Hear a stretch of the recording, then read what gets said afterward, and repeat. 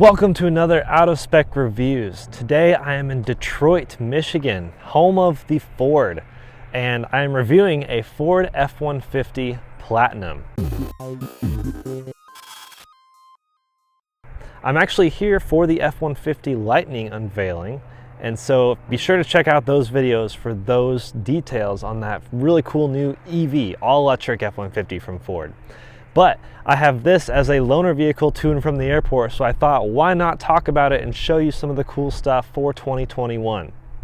2021 is an all-new model year for the F-150. I believe it's the 14th generation. That's a lot of generations. And it may look similar as the one that was leaving.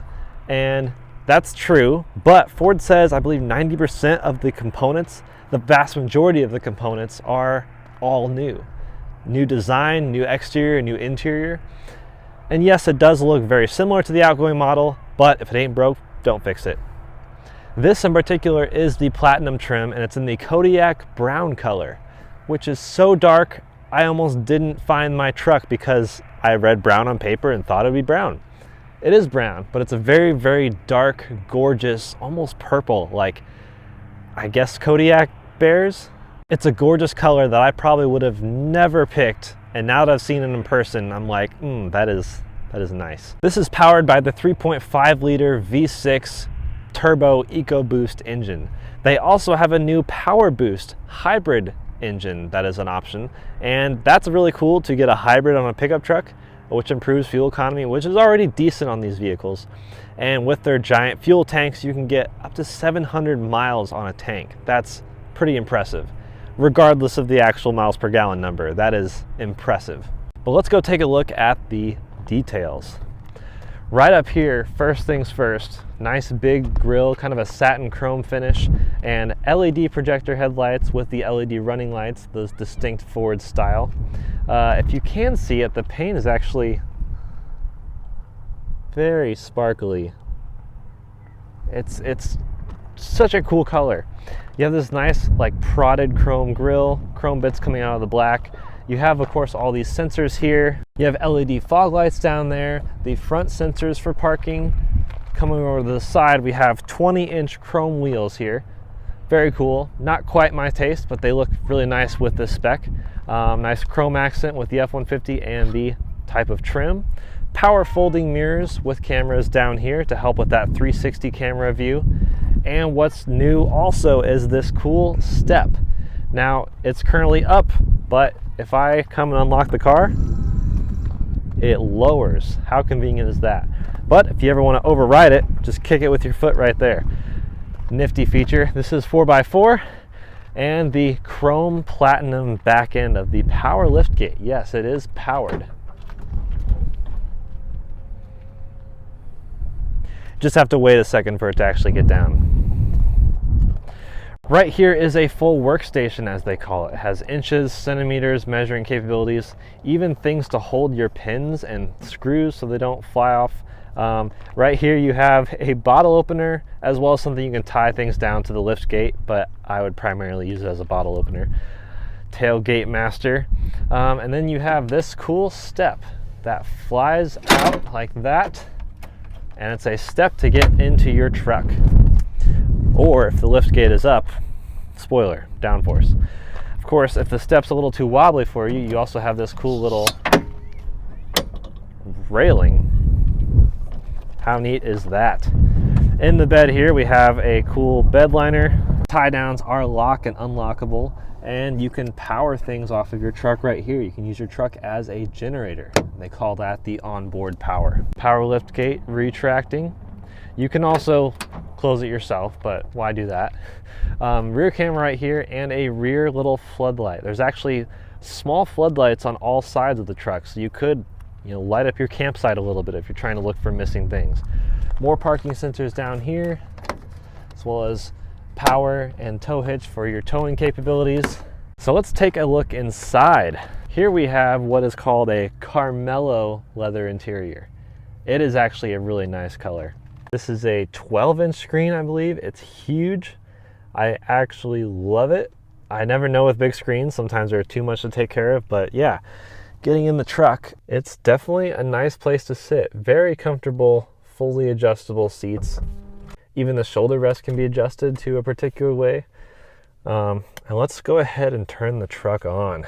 You can see this cool graphic, built Ford tough. So what freaks me out every time is when you turn the truck on, the steering wheel will come towards you and the seat will move you towards the steering wheel, so it's like a sandwiching action.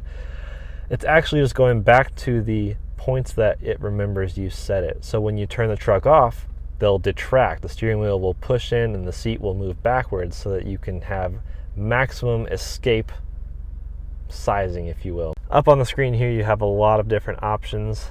My view, which I currently have set to driver assist, that can be changed to fuel economy, trip meter, all sorts of things.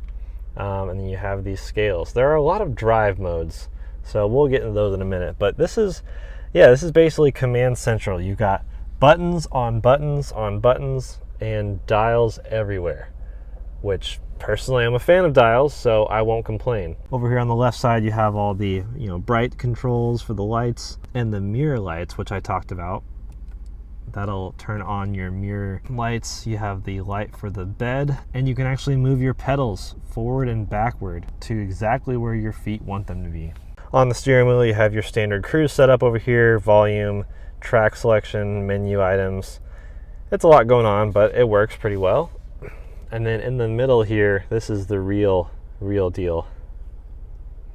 You have all sorts of buttons up here, the automatic start stop, camera, parking lane sensors, traction control, volume and tune knobs for your air conditioning. If every car had these four, at least these three knobs, I'd be so happy. Heated and ventilated seats, fan speed, nice big chrome switch for some reason, and of course auto. And then over here you have your drive mode selector. You're not going to want to watch me twist this, you're going to want to watch what's on the screen when I do. So right now we're in normal mode. I'll cycle over tow haul mode, eco, sport. Oh, every time you do that. And then over here you have your 12 volt as well as your 120 volt outlets, USB-C, USB-A, wireless charger for your phone. This shifter is very hefty, feels really good to use, but what's really cool, it will stow away. And then what's even cooler is this center console will fold open to now be a workstation. Love that. You can just set your laptop here, plug it into power there, and you've got a great place to work for a while. But if you want to go into the center console itself, it's huge. You can store tons of things in there, and of course even your spare change right there. Bring that back up. You can only do that when it's in park, by the way. I tried.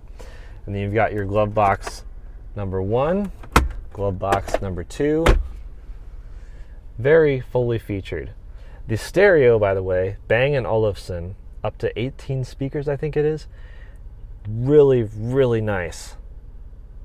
Again, one of the best stereos I've heard in at least a truck, I'd say. And we'll talk about the materials really quick.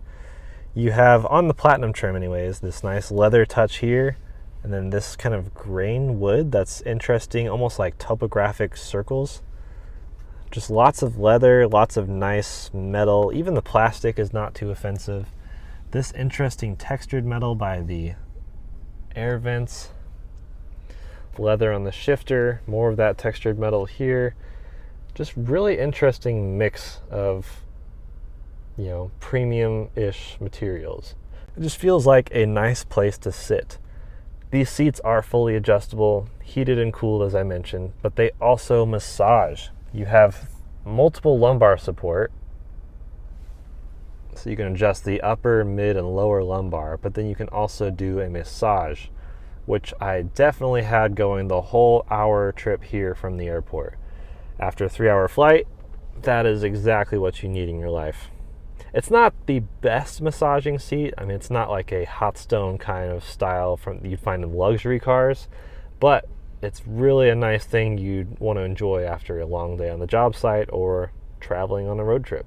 You have ample space in the back. I have all my things back there right now, but it's really quite comfortable. They haven't changed too much back there. I've actually ridden in F-150s for hours on hours, and they're really comfortable. Surprisingly so, I would say. You do have lockable storage underneath the back seats, and that's about it. This comes equipped with Ford Sync 4.0, which lets you use CarPlay, which only takes up a small part of the screen, even though it's still a big CarPlay interface. That's kind of fun. And it's just very intuitive and easy to use. The screen is capacitive, and both this screen and the all-digital driver screen are very responsive, but for some reason what holds them back sometimes are the menu animations. Even just moving between an app makes something pop up, and sometimes those things will lag. Sometimes they're fine. It just kind of varies. You do have CarPlay and Android Auto, and actually wireless CarPlay, so I am loving that. This is my first actual time using wireless CarPlay. Now I'm thinking about retrofitting my own car with that. But that's about it. I've got it in sport mode. Let's go take it out for a drive and head to the airport. All right, let's go take the 2021 F-150 Platinum out on the road. Sport mode also activates four-wheel drive. Woo! So that's really impressive. Sport mode also keeps the revs high, and this features a 10-speed automatic transmission, which shifts pretty smoothly. Not really as smooth as some of the other CUVs I've driven, but it works quite well. And in that 10th gear, you can definitely get the decent gas mileage it's advertised. But it holds onto the revs in sport mode much longer than you would normally expect. But that means it's always ready to rip on it. The instrument cluster is heavily adjustable, so I do have a turbo boost gauge up there, which is fun. So I definitely see the turbo spooling up right there. Oh yeah. Oh yeah.